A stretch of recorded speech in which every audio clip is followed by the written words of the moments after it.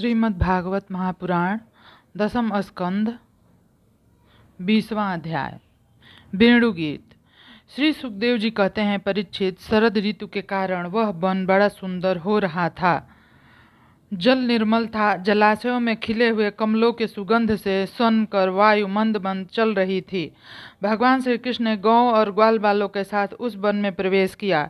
सुंदर सुंदर पुष्पों से परिपूर्ण हरी हरी वृक्ष पत्तियों में मतवाले भंवरे स्थान स्थान पर गुनगुना रहे थे। तरह तरह के पक्षी झुंड के झुंड अलग अलग कलरव कर रहे थे, जिससे उस वन के सरोवर, नदियाँ, पर्वत सब के सब गूंजते रहते थे।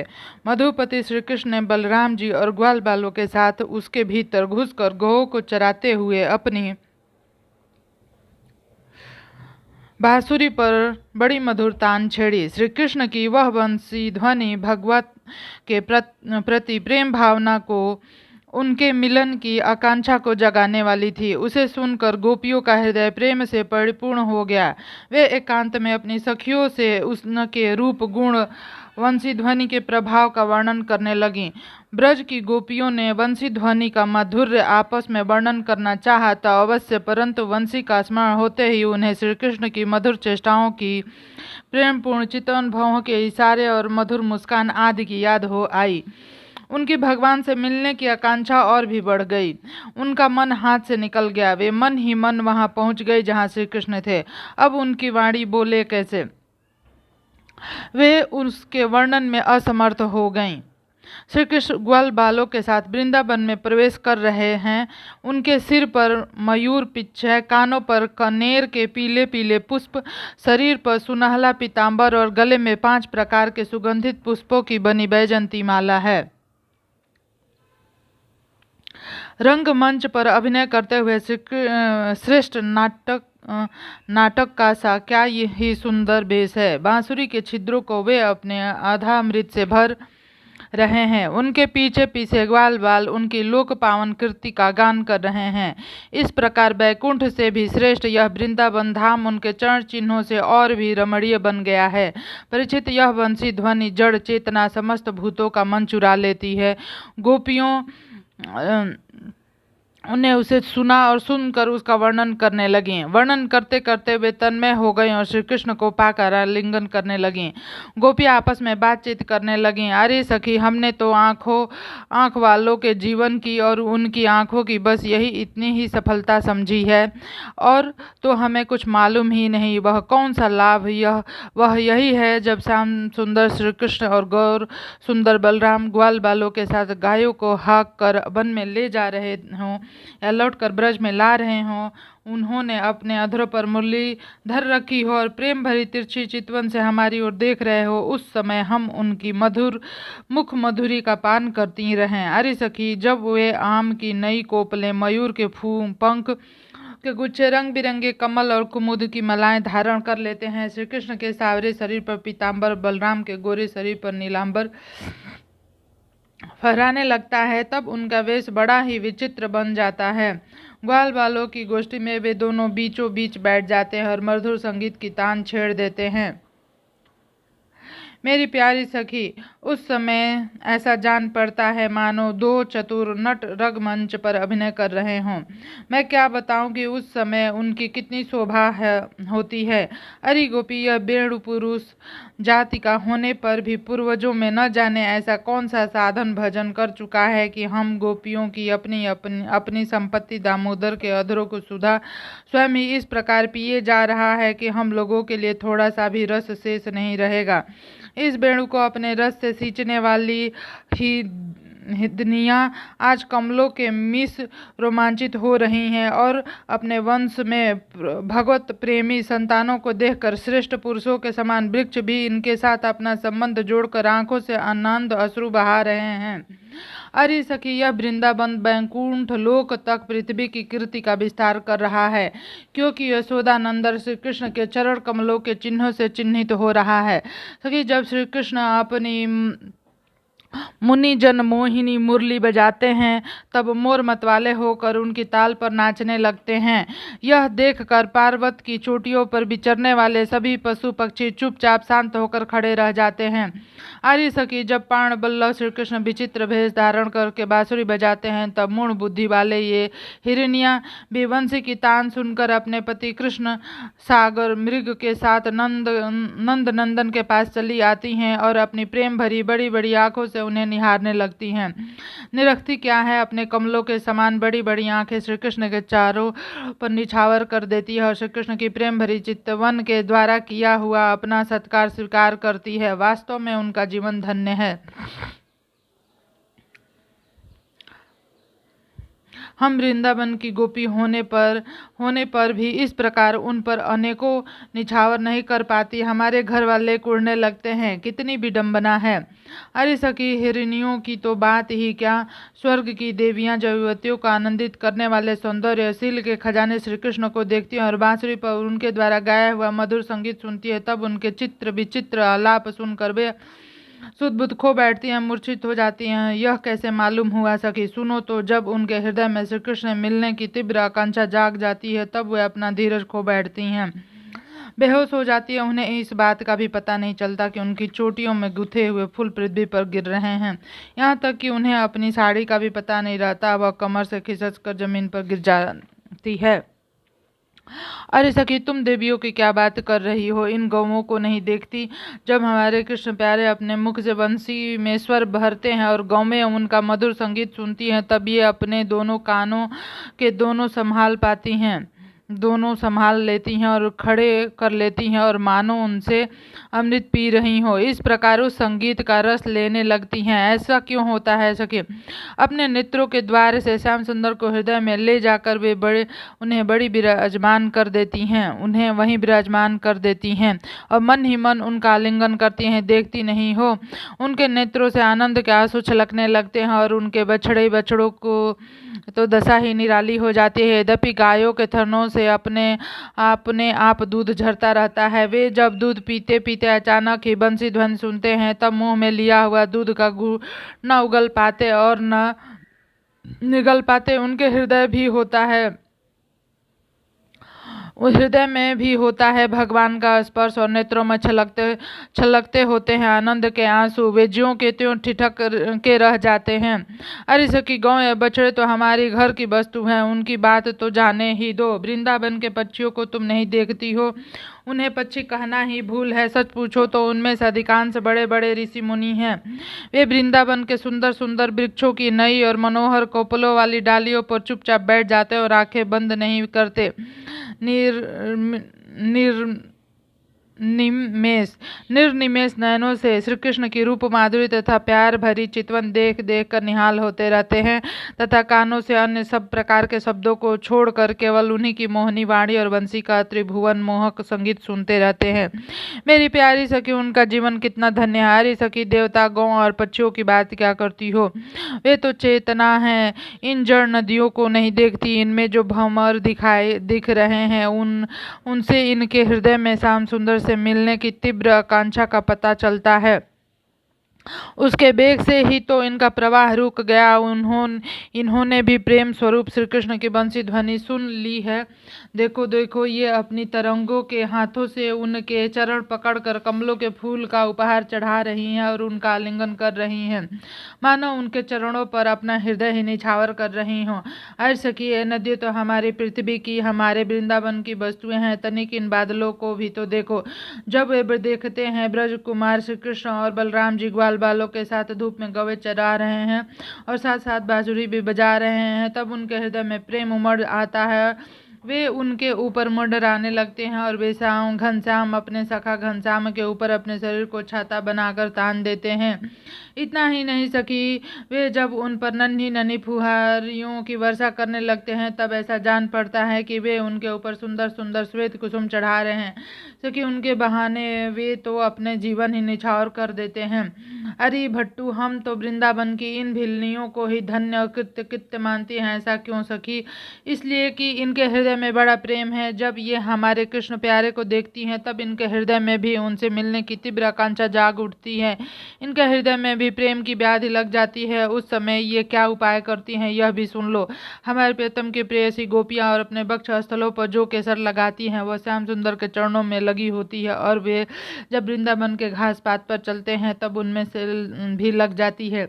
ये सौभाग्यवती भिलनियां उन्हें न तिकोनों पर से छुड़ाकर अपने स्तनों और मुखों पर मल लेती हैं और इस प्रकार अपने हृदय की प्रेम पीड़ा शांत करती हैं।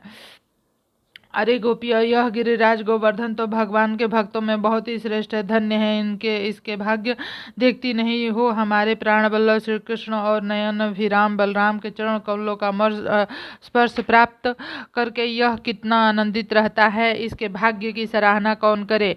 यह तो उन दोनों का ग्वाल बालों और गौओं का भी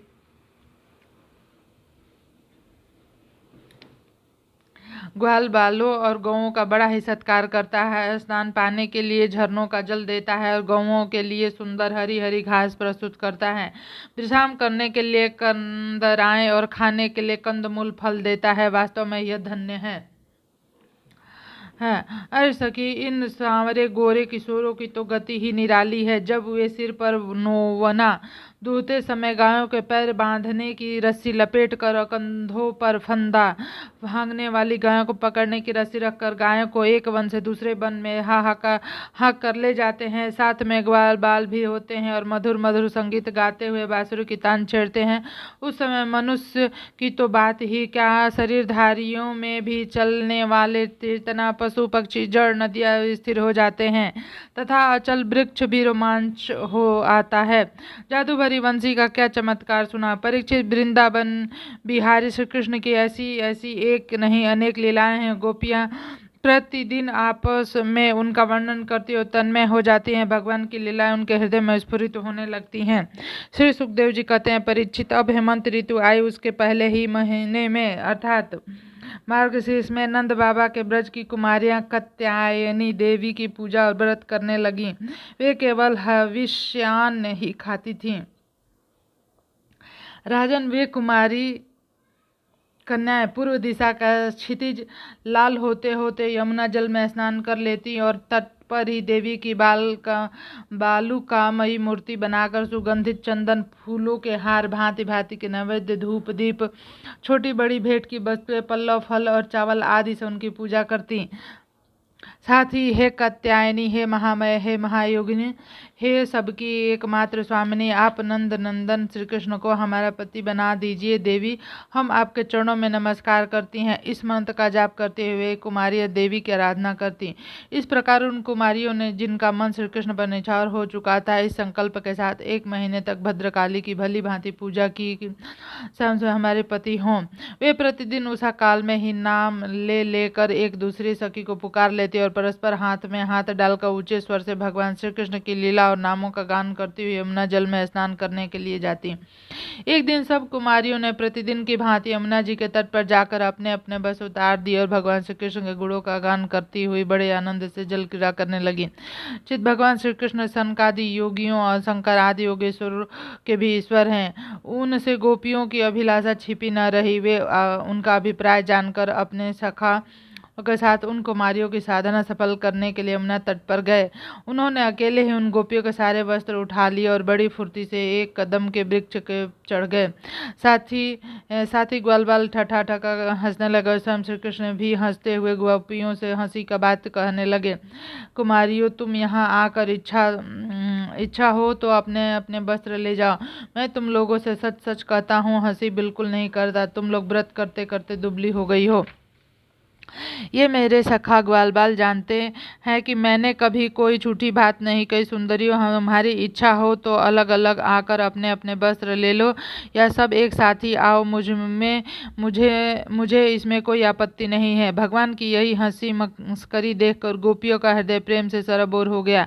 वे तनिक सकुचाकर एक दूसरे की ओर देखने और मुस्कुराने लगी और जल से बाहर नहीं निकली। जब भगवान ने हंसी हंसी में यह बात कही तब उनके विनोद से कुमारियों का चित्त और भी उनकी ओर खिंच गया। वे ठंडे पानी में कंठ तक डूबी हुई थी और उनका शरीर थर-थर काँप रहा था। उन्होंने श्री कृष्ण से कहा, प्यारे श्री कृष्ण, तुम ऐसी अनीति मत करो। हम जानती हैं कि तुम नंद बाबा के लाडले लाल हो और हमारे प्यारे हो। सारे ब्रजवासी तुम्हारी सराहना करते रहते हैं। देखो, हम जोड़े के मारे ठिठुर, तुम हमें हमारे वस्त्र दे दो। प्यारे श्याम सुंदर, हम तुम्हारी दासी हैं। तुम जो कुछ कहोगे उसे हम करने को तैयार हैं। तुम तो धर्म का मर्म भली भांति जानते हो। हमें कष्ट मत दो, हमारे वस्त्र हमें दे दो, नहीं तो हम जाकर नंद बाबा से कह देंगी। श्री कृष्ण ने कहा, कुमारियों, तुम्हारी मुस्कान पवित्रता और प्रेम से भरी है। देखो, जब तुम अपने को मेरी दासी स्वीकार करती हो और मेरी आज्ञा का पालन करना चाहती हो तो यहाँ आकर अपने वस्त्र ले जाओ। वे कुमारियां ठंड से ठिठुर रही थी, काँप रही थी। भगवान की ऐसी बात सुनकर वे अपने दोनों हाथों से को छिपाकर यमुना जी से बाहर निकली और उस समय ठंड उन्हें बहुत ही ज्यादा सता रही थी। उनके इस शुद्ध भाव से भगवान बहुत ही प्रसन्न हुए। उनको अपने पास आई देख कर उन्होंने को रख लिया और बड़ी प्रसन्नता से मुस्कुराते हुए बोले, ने जो व्रत लिया था उसे अच्छी तरह निभाया है, उसमें संदेह नहीं।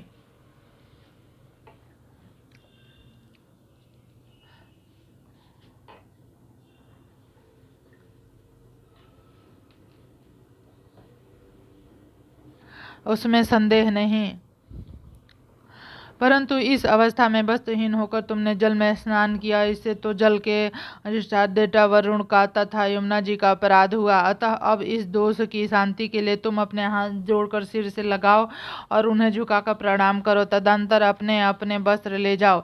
भगवान श्री कृष्ण की बात सुनकर उन ब्रज कुमारियों ने ऐसा ही समझा कि वास्तव में वस्त्रहीन होकर नहा स्नान करने से हमारे व्रत में त्रुटि आ गई। अतः उसकी निर्विघ्न पूर्ति के लिए उन्होंने समस्त कर्मों के साक्षी श्री कृष्ण को नमस्कार किया, क्योंकि उन्हें नमस्कार करने से ही सारी त्रुटियां और अपराधों का मर्जन हो जाता है। जब यशोदानंदन भगवान श्री कृष्ण ने देखा कि सब कुमारियां मेरी आज्ञा के अनुसार प्रणाम कर रही हैं, तब वे बहुत ही प्रसन्न हुए। उनके हृदय में करुणा उमड़ आई, वस्त्र दे दिए। प्रिय परीक्षित, श्री कृष्ण ने कुमारियों से छल भरी बातें की, उनका लज्जा संकोच छुड़ाया, हंसी की और उन्हें कंठ पुतलियों के समान नचाया, यहाँ तक कि उनके वस्त्र तक हर लिए। फिर भी वे उसे रुष्ट नहीं हुए। उनकी इस चेष्टाओं को दोष नहीं माना, बल्कि अपने प्रियतम के संगम से वे और भी प्रसन्न हुए। परीक्षित, गोपियों ने अपने अपने वस्त्र पहन लिए हैं, परंतु श्री कृष्ण ने उनके चित्त को इस प्रकार अपने वश में कर रखा था कि वे वहां से एक पग भी न चल सके। तम के समागम के लिए सजकर वे उन्हीं की ओर लचीली चितवन से निहारती रहीं। श्री कृष्ण ने देखा कि उन कुमारियों ने उनके चरण कमलों का स्पर्श की कामना से ही व्रत धारण किया है। उनके जीवन का यही एकमात्र संकल्प है। तब गोपियों के प्रेम के अधीन होकर उखल तक में बंध जाने वाले भगवान ने उनसे कहा, मेरी परम प्रेयसी कुमारियों, मैं तुम्हारा यह संकल्प जानता हूँ कि तुम मेरी पूजा करना चाहती हो। मैं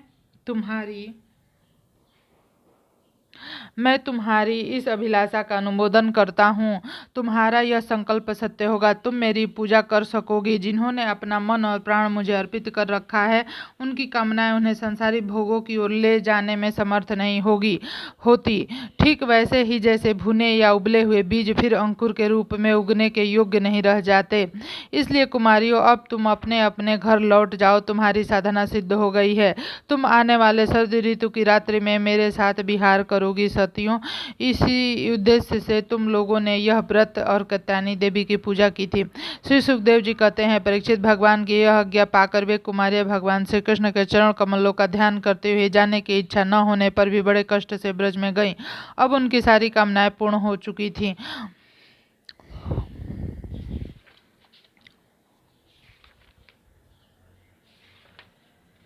प्रिय परीक्षित, एक दिन भगवान श्री कृष्ण बलराम जी और ग्वाल बालों को साथ गौवें चराते हुए वृंदावन से बहुत दूर निकल गए। ग्रीष्म ऋतु थी, सूर्य की किरणें बहुत ही प्रखर हो रही थी, परंतु घने घने वृक्ष भगवान श्री कृष्ण के ऊपर छत्ते का काम कर रहे थे। भगवान श्री कृष्ण ने वृक्षों को छाया करते देख स्तोक, कृष्ण, अंशु, श्रीदामा, सुबल, अर्जुन, विशाल, सब तेजस्वी देव प्रस और वरुथप आदि ग्वाल बालों को संबोधन करते हुए कहा, मेरे प्यारे मित्रों, देखो ये वृक्ष कितने भाग्यवान हैं। इनका सारा जीवन केवल दूसरों की भलाई करने के लिए ही है। ये स्वयं तो हवा के झोंके, वर्षा, धूप और पाला सब कुछ सहते हैं, परंतु हम लोगों की इनसे रक्षा करते हैं। मैं कहता हूँ कि इन्हीं का जीवन सबसे श्रेष्ठ है क्योंकि इनके द्वारा सब प्राणियों को सहारा मिलता है, उनका जीवन निर्वाह होता है। जैसे किसी सज्जन पुरुष के घर से कोई याचक खाली नहीं लौटता, वैसे ही इन वृक्षों से भी सभी को कुछ न कुछ मिल ही जाता है। ये अपने पत्ते, फूल, फल, छाया, जड़, छाल, लकड़ी, गंध, गोंद, राख, कोयला, अंकुर और कोपलों से भी लोगों को कामना पूर्ण करते हैं। मेरे प्यारे मित्रों, संसार में प्राणी तो बहुत हैं, परंतु उनके जीवन की सफलता इतने में ही है कि जहाँ तक हो सके अपने धन से, विवेक, विचार से, वाणी से और प्राणों से ऐसे कर्म किए जाएं जिनसे दूसरों की भलाई हो।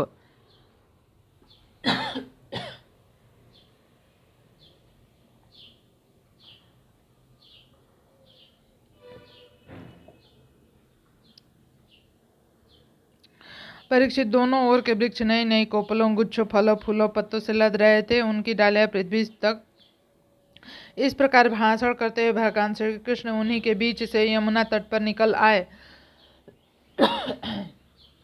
राजन, यमुना जी का जल बड़ा ही मधुर, शीतल और स्वच्छ था। उन लोगों ने पहले गौओं को पिलाया और इसके बाद स्वयं भी जल।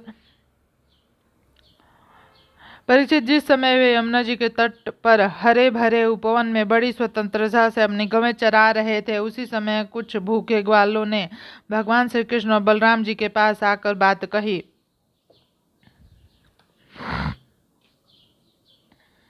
23वां अध्याय। ग्वाल बालों ने कहा, नैनाभिराम बलराम, तुम बड़े पराक्रमी हो। हमारे चित्तचोर श्याम सुंदर, तुम बड़े बड़े दुष्टों का संहार किया है। उन्हीं दुष्टों के समान यह भूख भी हमें सता रही है, अतः तुम दोनों इसे बुझाने का कोई उपाय करो। श्री सुखदेव जी ने कहा, परीक्षित, जब ग्वाल बालों ने देवकी नंदन भगवान श्री कृष्ण से इस प्रकार प्रार्थना की, तब उन्होंने मथुरा की अपनी भक्त ब्राह्मण पत्रियों पर अनुग्रह करने के लिए यह बात कही।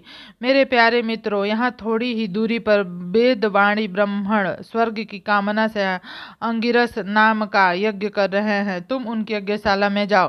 ग्वाल बालों, मेरे भोजन से वहां जाकर तुम लोग मेरे बड़े भाई भगवान श्री कृष्ण, श्री बलराम जी का और मेरा नाम लेकर कुछ थोड़ा सा भात भोजन की सामग्री मांग लाओ। जब भगवान ने ऐसी आज्ञा दी, तब ग्वाल बाल उन ब्राह्मणों की आज्ञाशाला में गए और उनसे भगवान की आज्ञा के अनुसार ही अन्न मांगा।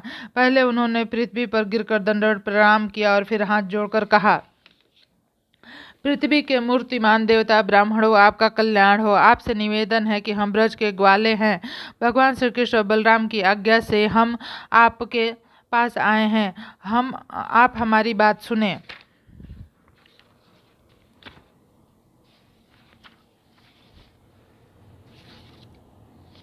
भगवान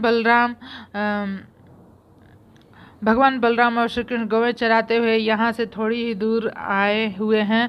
उन्हें इस समय भूख लगी है और वे चाहते हैं कि आप लोग उन्हें थोड़ा सा भात दे दें। ब्राह्मणों, आपका धर्म का मर्म जानते हो। यदि आपकी श्रद्धा हो तो उन भोजनार्थियों के लिए कुछ भात दे दीजिए। सज्जनों, जिस यज्ञ दीक्षा में पशु बलि होती है, उनमें और सौत्रामणि यज्ञ में दक्षिणा पुरुष का अन्न नहीं खाना चाहिए। इनके अतिरिक्त और किसी भी समय किसी भी यज्ञ में दक्षित पुरुष का भी अन्न खाने में कोई दोष नहीं है। परीक्षित, इस प्रकार भगवान के अन्न मांगने की बात सुनकर भी उन ब्राह्मणों ने उस पर कोई ध्यान नहीं दिया। वे चाहते थे स्वर्ग आदि तुच्छ फल और उनके लिए बड़े बड़े कर्मों में उलझे हुए थे। सच पूछो तो वे ब्राह्मण ज्ञान की दृष्टि से थे बालक ही, परंतु अपने को बड़ा ज्ञान वृद्ध मानते थे। परीक्षित, देश काल, अनेक प्रकार की सामग्रियां, भिन्न भिन्न कर्मों में विनियुक्त मंत्र, अनुष्ठान की पद्धति, ऋत्विज, ब्रह्मा आदि यज्ञ करने वाले अग्नि देवता, यजमान, यज्ञ और धर्म, इन सब रूपों में एकमात्र भगवान ही प्रकट हो रहे हैं। वे है इंद्रियातीत पर ब्रह्म भगवान श्री कृष्ण स्वयं ग्वाल बालों के द्वारा भात मांग रहे हैं। परंतु इन मूर्खों ने जो अपने को शरीर बैठे हैं, भगवान को भी एक साधारण मनुष्य ही माना और उनका सम्मान नहीं किया। जब उन ब्राह्मणों ने हाँ या ना कुछ नहीं कहा तब ग्वालवालों की आशा टूट गई। वे लौट आए और वहाँ की सब बातें उन्होंने श्री कृष्ण तथा बलराम से कह दी। उनकी बात सुनकर सारे जगत के स्वामी भगवान श्री कृष्ण हंसने लगे। उन्होंने ग्वालवालों को समझाया कि संसार में असफलता तो बार बार होती ही है, उससे निराश नहीं होना चाहिए। बार बार प्रयत्न करते रहने से सफलता मिल ही जाती है। फिर उनसे कहा, मेरे प्यारे ग्वाल बालों, इस बार तुम लोग उनकी पत्नियों के पास जाओ और उनसे कहो कि राम और श्याम आए हैं। तुम जितना चाहो उतना भोजन वे तुम्हें देंगी। वे मुझे बड़ा प्रेम करती हैं, उनका मन सदा सर्वदा मुझ में लगा रहता है। अब की बार बाल बाल पत्नीशाला में गए। वहां जाकर देखा तो ब्राह्मणों की पत्नियां सुंदर सुंदर वस्त्र और गहनों से सज धज कर बैठी थीं।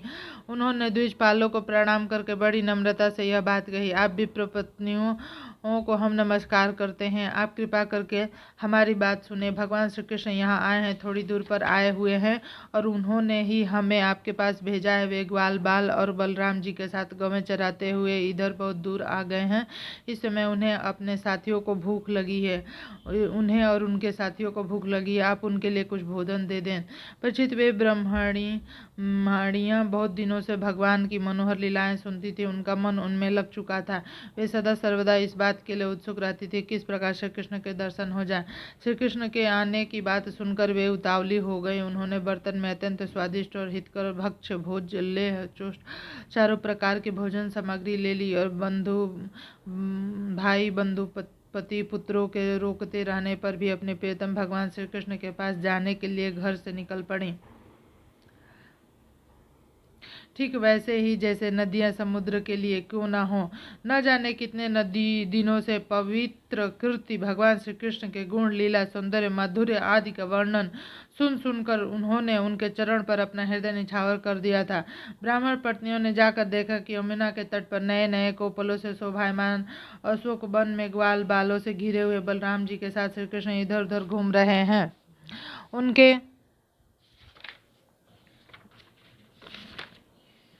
उनके सांवले शरीर पर सुनहला पीतांबर झिलमिला रहा है, गले में वनमाला लटक रही है, मस्तक पर मोर पंख मुकुट है, अंग अंग में रंगीन धातुओं से चित्रकारी कर रखी है, नए नए कोपलों के गुच्छे शरीर में लगाकर नाटका सा वेश बना रखा है। एक हाथ अपने सखा ग्वाल बाल के कंधे पर रखे हुए और दूसरे हाथ से कमल का फूल नचा रहे हैं। कानों में कमल के कुंडल है, कपोलों पर घुंघराली अलकों के लटक रही है और मुख कमल मंद मंद मुस्कान की रेखा से प्रफुल्लित हो रहा है। परीक्षित, अब तक अपने प्रियतम श्याम सुंदर के गुण लीलाएं अपने कानों से सुन सुनकर उन्होंने अपने मन को उन्हीं के प्रेम में रंग रखा था, उसी में सराबोर कर दिया। अब नेत्रों के मार्ग से भी उन्हें भीतर ले जाकर बहुत देर तक वे मन ही मन उनका आलिंगन करती रहीं। इस प्रकार उन्होंने अपने हृदय की जलन शांत की। ठीक वैसे ही जैसे जागृत तो स्वप्नावस्था की वृत्तियां मैं यह मेरा इस भाव से जलती रहीं, परंतु सुसुप्ति अवस्था में उनके अभिमानी प्राज्ञ को पाकर उसमें लीन हो जाती है और उसकी सारी जलन मिट जाती है। प्रिय परीक्षित, भगवान सबके हृदय की बात जानते हैं, सबकी बुद्धि के साक्षी हैं। उन्होंने जब देखा कि ये ब्राह्मण पत्नियां अपने बंधु बांधव पति पुत्रों रोकने पर भी सगे संबंधियों केवल मेरे दर्शन की लालसा से मेरे पास आई हैं, तब उन्होंने उनसे कहा। उस समय उनके मुखारबिंद पर हास्य की तरंगें अटखेलियां खा रही थी। भगवान ने कहा, महाभाग्यवती देवियों, तुम्हारा स्वागत है, आओ बैठो, कहो हम तुम्हारा क्या स्वागत करें। तुम लोग हमारे दर्शन की इच्छा से यहाँ आई हो। हम तुम्हारे जैसे प्रेमपूर्ण हृदय वालों के योग्य ही हैं, इसमें संदेह नहीं कि संसार में अपनी सच्ची भलाई को समझने वाले जितने भी बुद्धिमान पुरुष हैं, वे अपने प्रियतम के समान ही मुझे प्रेम करते हैं और ऐसा प्रेम करते हैं जिससे किसी प्रकार की कामना नहीं रहती, जिसमें किसी प्रकार का व्यवधान संकोच छिपाव दुविधा द्वैत नहीं रहता। प्राण बुद्धि मन शरीर स्वजन स्त्री पुरुष धन आदि संसार की सभी वस्तुएं जिसके लिए जिसकी सान्निध्य से प्रिय लगती हैं, उस आत्मा से मुझे श्री कृष्ण से बढ़कर और कौन प्यारा हो सकता है, इसलिए तुम्हारा आना उचित ही है। मैं तुम्हारे प्रेम का अभिनंदन करता हूँ, परंतु अब तुम लोग मेरा दर्शन कर चुकी, अब अपनी यज्ञशाला में लौट जाओ। तुम्हारे पति ब्राह्मण गृहस्थ है, वे तुम्हारे साथ मिलकर ही अपना यज्ञ पूर्ण कर सकेंगे। पत्नियों ने कहा, अंतर्यामी श्याम सुंदर, आपकी यह बातें निष्ठुरता से पूर्ण हैं, आपको ऐसी बात नहीं कहनी चाहिए। तो यह कहती हैं कि जो एक बार भगवान को प्राप्त हो जाता है उसे फिर संसार में नहीं लौटना पड़ता। आप अपनी यह वेद वाणी सत्य कीजिए। हम अपने समस्त सगे संबंधियों की आज्ञा का उल्लंघन करके आपके चरणों में इसलिए आए हैं कि आपके चरण में गिरी हुई तुलसी की माला अपने केसों करें। स्वामी, अब हमारे पति पुत्र माता पिता भाई बंधु और स्वजन संबंधी सब हमें स्वीकार नहीं करेंगे, फिर दूसरों की तो बात ही क्या। वीर शिरोमणि, अब हम आपके चरणों में आ पड़ी हैं, हमें और किसी का सहारा नहीं। अब हमें दूसरों की शरण में न जाना पड़े, ऐसी व्यवस्था कीजिए। भगवान श्री कृष्ण ने कहा, देवियों, तुम्हारे पति पुत्र माता पिता भाई बंधु कोई भी तुम्हारा तिरस्कार नहीं करेंगे। उनकी तो बात ही क्या, सारा संसार तुम्हारा सम्मान करेगा। इसका कारण है अब तुम मेरी हो गई हो, मुझ में युक्त हो गई हो। देखो न, ये देवता मेरी बात का अनुमोदन कर रहे हैं। देवियों, इस संसार में मेरा अंग संग ही मनुष्यों में मेरी प्रीति अनुराग का कारण है, इसलिए तुम जाओ अपना मन मुझ में लगा दो, तुम्हें बहुत शीघ्र मेरी प्राप्ति हो जाएगी। परीक्षित, जब भगवान ने इस प्रकार कहा तब वे ब्राह्मण पत्नियां यज्ञशाला में लौट गए। उन ब्राह्मणों ने अपनी स्त्रियों में तनिक भी दोष दृष्टि नहीं की, उनके साथ मिलकर अपना यज्ञ पूरा किया। उन स्त्रियों में से एक को आने के समय ही उसके पति ने बलपूर्वक रोक लिया था। इस पर उस ब्राह्मण पत्नी ने भगवान के वैसे ही स्वरूप का ध्यान किया जैसा कि बहुत दिनों से सुन रखा था। जब उसका ध्यान जम गया तब मन ही मन भगवान का लिंगन करके उसके कर्म के द्वारा बने हुए अपने शरीर को छोड़ दिया। इधर भगवान श्री कृष्ण ने ब्राह्मणियों के लाए हुए 4 प्रकार के अन्न से पहले ग्वाल बालों को भोजन कराया, फिर उन्होंने स्वयं भी भोजन किया। परीक्षित, इस प्रकार लीला मनुष्य भगवान श्री कृष्ण ने मनुष्य की लीला की और अपने सौंदर्य माधुर्य वाणी और कर्मों से गौ ग्वाल बालों गोपियों का आनंदित किया। स्वयं भी उनकी अलौकिक प्रेम का रस आस्वादन करके आनंदित हुए। परीक्षित, इधर जब ब्राह्मणों को यह मालूम हुआ कि श्री कृष्ण तो स्वयं भगवान है, तब उन्हें बड़ा पछतावा है। वे सोचने लगे कि जगदीश्वर भगवान श्री कृष्ण और बलराम की आज्ञा का उल्लंघन करके हमने बड़ा भारी अपराध किया है। वे तो मनुष्य की सी लीला करते हुए भी परमेश्वर ही हैं। जब उन्होंने देखा कि हमारी पत्नियों के हृदय में तो भगवान का अलौकिक प्रेम और हम लोग उससे रीते हैं, तब वे पछता कर अपनी निंदा करने लगे। वे कहने लगे, हाय, हम भगवान श्री कृष्ण से विमुख हैं। बड़े ऊंचे कुल में हमारा जन्म हुआ, गायत्री ग्रहण करके हम द्विजात हुए, वेद अध्ययन करके हमने बड़े बड़े यज्ञ किए, परंतु सब किस काम का। धिक्कार है, हमारी विद्या व्यर्थ गई, हमारे व्रत बुरे सिद्ध हुए, हमारी इस बहुज्ञता को धिक्कार है।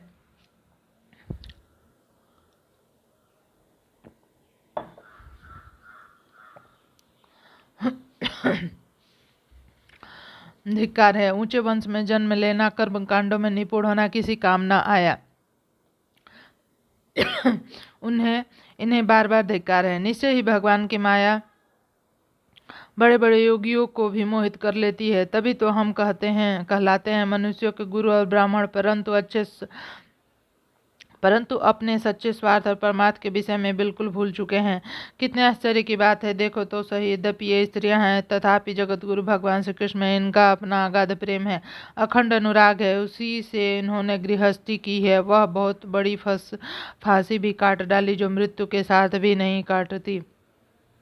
कि न तो द्विजातीय के योगोपवीत आदि संस्कार हुए, न तो उन्होंने गोकुल में ही निवास किया, न इन्होंने तपस्या की और न तो आत्मा के संबंध में कुछ विवेक विचार किया। उनकी बात दूर रही। इनमें न तो पूरी पवित्रता है, न तो शुभ कर्म है। फिर भी समस्त योगेश्वरों के ईश्वर पूर्ण कृति भगवान श्री कृष्ण के चरणों में इनका दृढ़ प्रेम है। और हमने अपने संस्कार किए हैं, गुरुकुल में निवास किया है, तपस्या की है, आत्मानुसंधान किया है, पवित्रता का निर्वाह किया है तथा अच्छे अच्छे कर्म किए हैं, फिर भी भगवान के चरणों में हमारा प्रेम नहीं है। सच्ची बात यह है कि हम लोग गृहस्थी के काम धंधों में मतवाले हो गए थे, अपनी भलाई और बुराई को बिल्कुल भूल गए थे। ओह भगवान की कितनी कृपा है! भक्त वत्सल प्रभु ने ग्वाल बालों को भेजकर उनके वचनों से हमें चेतावनी दी और अपनी याद दिलाई। भगवान स्वयं पूर्ण काम और कैवल्य मोक्ष पर्यंत जितनी भी कामनाएं होती उनको पूर्ण करने वाले हैं। यदि हमें सचेत नहीं करना होता तो उनका हम सरीखे क्षुद्र जीवों से प्रयोजन ही क्या हो सकता था। अवश्य उन्होंने इसी उद्देश्य से मांगने का बहाना बनाया, अन्यथा उन्हें मांगने की भला क्या आवश्यकता थी। स्वयं लक्ष्मी अन्य सब देवताओं को छोड़कर अपनी चंचलता, गर्व आदि दोषों का परित्याग कर केवल एक बार उनके चरण कमलों का स्पर्श पाने के लिए सेवा करती रहती है। वे ही प्रभु श्री किसी से भोजन की याचना करें, यह लोगों को मोहित करने के लिए नहीं तो और क्या है। देश काल पृथक पृथक सामग्रियाँ उन कर्मों में विनियुक्त मंत्र अनुष्ठान की पद्धति, ऋत्विज, अग्नि, देवता, यजमान, यज्ञ और धर्म सब भगवान के ही स्वरूप हैं। वे ही योगेश्वरों के भी ईश्वर भगवान विष्णु स्वयं श्री कृष्ण के रूप में यदुवंशियों में अवतीर्ण हुए हैं। यह बात हमने सुन रखी थी, परंतु हम इतने मूढ़ हैं कि उन्हें पहचान न सके। यह सब होने पर भी हम धन्याति धन्य हैं, हमारे अहोभाग्य हैं, तभी तो हमें वैसी पत्नियां प्राप्त हुई हैं। उनकी भक्ति से हमारी बुद्धि भी भगवान श्री कृष्ण के अविचलित प्रेम से युक्त हो गई है।